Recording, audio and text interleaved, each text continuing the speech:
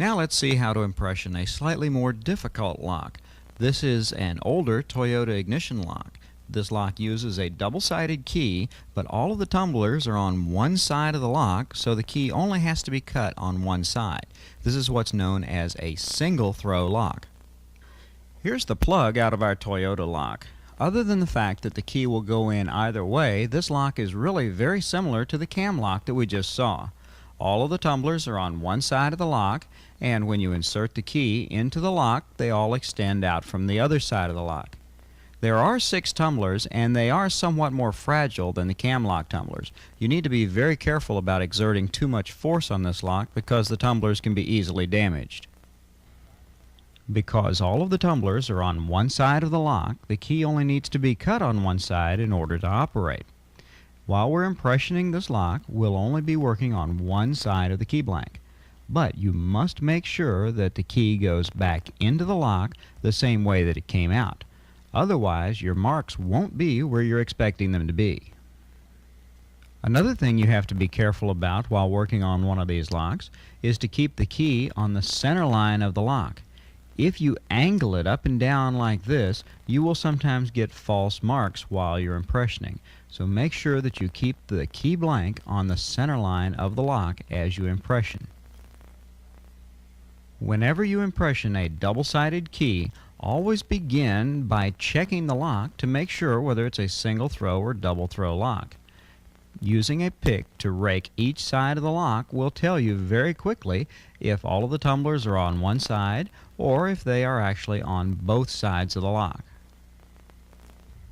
With the pick, we determine that all of the tumblers are on the bottom of this lock. So we'll be using the figure 8 method, pushing downward on the key blank, keeping it on the center line of the lock. Here's our key after removing it from the lock. This is the edge of the key that was down while we were working it in the lock. We have 3 good marks, one in the number 1, 3, and 4 position. Watch how the marks change as we roll the key in the light. See them blink at you? This is the way it will look when you roll the key blank as you're looking for the marks. Here's our key after we filed it. The amount of metal that you take off can be learned by practice and familiarity with the particular lock. If you know what the depths are, it will help you a great deal in determining how much to file off.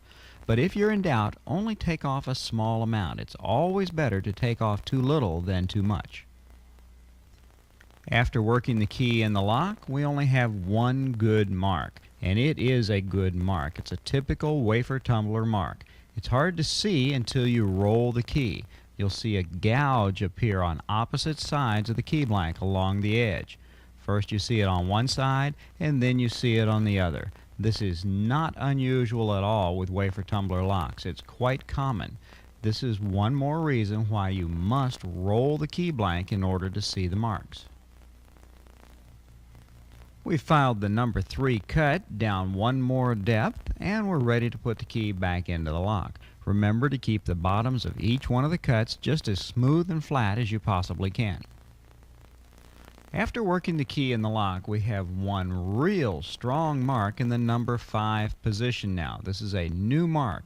It is a very strong mark. Watch as we roll the key from side to side. You can see that the mark extends all the way across the key blank. Now there is also a very faint mark in the number 4 position, but because the number 5 mark is so strong and the number 4 is so faint, I'm just going to file the number 5 cut and see if the mark in number 4 continues to show up. Look at how the mark goes all the way across the blade of the key in number 5. Here's the key after we've filed it. We've taken it down one complete depth because we're familiar with the depths on this particular lock. If you're not familiar with the depths, then just take off a little bit of metal. This time we have 3 marks, 2 of which are brand new. We have a good mark in the number 2 position and another good mark in the number 6 position. The number 5 mark is back also.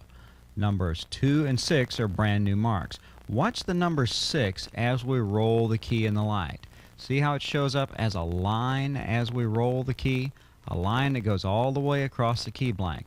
Number 2 is very similar. The number 5 mark is a very deep mark in the center of the cut. It's actually a gouge. Here's the key after it's been filed. Once again, we went down one complete depth in each one of the new cuts and one cut deeper in the number 5 cut. And this time, when we insert the key into the lock, it works smoothly, no binding at all. This is because we were familiar with the depths used on these Toyota locks, and we cut our key one depth at a time. Of course, it only works on one side. In order to make a key that works on both sides, we'll have to transpose our cuts onto the opposite side of the key.